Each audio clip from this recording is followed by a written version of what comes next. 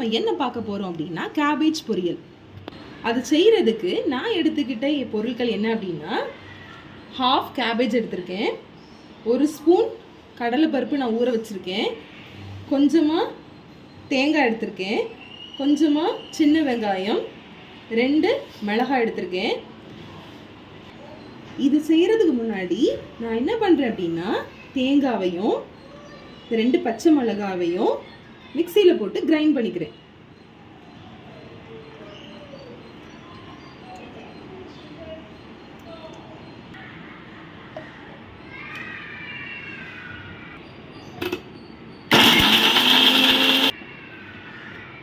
இங்கே பாருங்க, இந்த மாதிரி நல்லா அரைச்சி எடுத்துக்கோங்க. நல்லா பூ மாதிரி அரைச்சி எடுத்துக்கோங்க. இப்போ ஸ்டவ் ஆன் பண்ணிக்கிறேன்.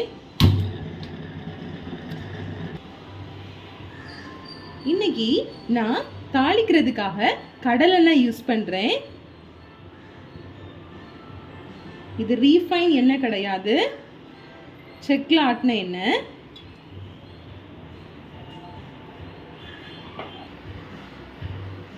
இப்போ நம்ம இது தாளிக்க போகிறோம். 1 ஸ்பூன் கடுகு போட்டுக்கிறேன், 1 வத்தல், கொஞ்சமாக கருவேப்பிலை,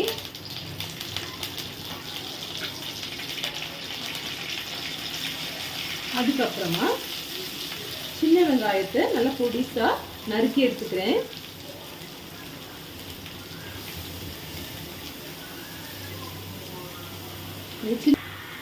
தாளிக்கிறதுக்கு சின்ன வெங்காயமே பயன்படுத்துங்க, பெரிய வெங்காயம் யூஸ் பண்ணாதீங்க.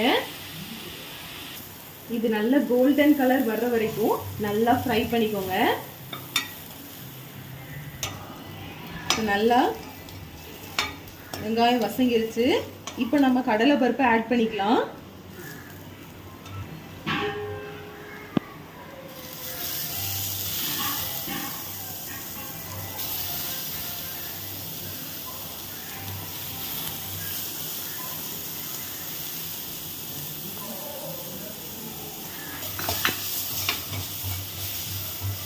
கடலை பருப்பை ஆட் பண்ண பிறகு மறுபடியும் கொஞ்சம் வசக்கிக்கலாம். இப்போ நமக்கு தேவையான உப்பையும் இதில் ஆட் பண்ணிக்கலாம்.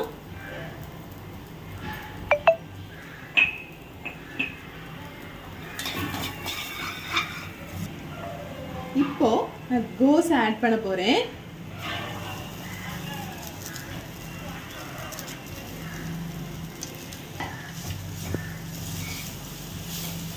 கோஸையும் இது கூட சேர்த்து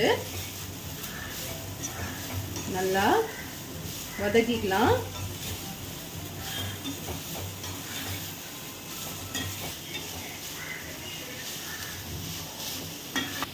நல்லா மிக்ஸ் பண்ணியாச்சு.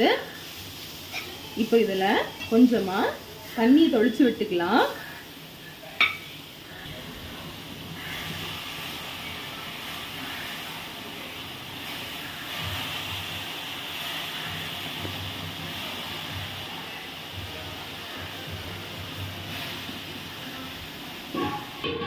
இது கூட நான் ஒரு ஹாஃப் கேரட்டையும் நான் ஸ்லைஸ் பண்ணி போட்டிருக்கேன்.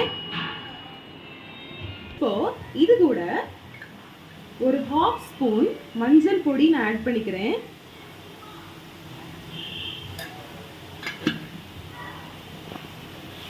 அதை நல்லா மிக்ஸ் பண்ணிக்கலாம். இப்போ இது கூட மறுபடியும் கொஞ்சமா தண்ணி தொளிச்சுட்டு இதை ஒரு லிட்டை வச்சு நம்ம க்ளோஸ் பண்ணிடலாம்.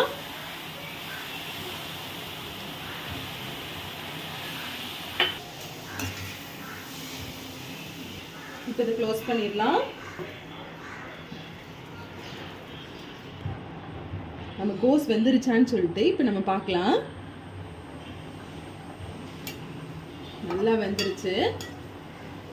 இப்போ தேங்காவை, நம்ம திருவி வச்சிருக்க தேங்காவை இதில் ஆட் பண்ணிக்கலாம்.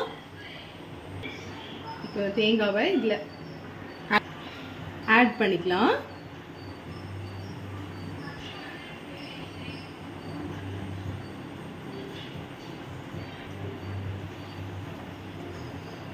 ஆட் பண்ண பிறகு இதை நல்லா மிக்ஸ் பண்ணி விடுங்க. இந்த பச்சை வாடை போகிற வரைக்கும் இதை நல்லா கிண்டி விட்டுக்கோங்க. 2 நிமிஷம் கழிச்சு நம்ம ஸ்டவ் ஆஃப் பண்ணிக்கலாம். இப்போ நம்மளோட கோஸ் பொரியல் ரெடி ஆயிடுச்சு. இது நம்ம இப்போ ஒரு பவுலுக்கு மாத்திக்கலாம்.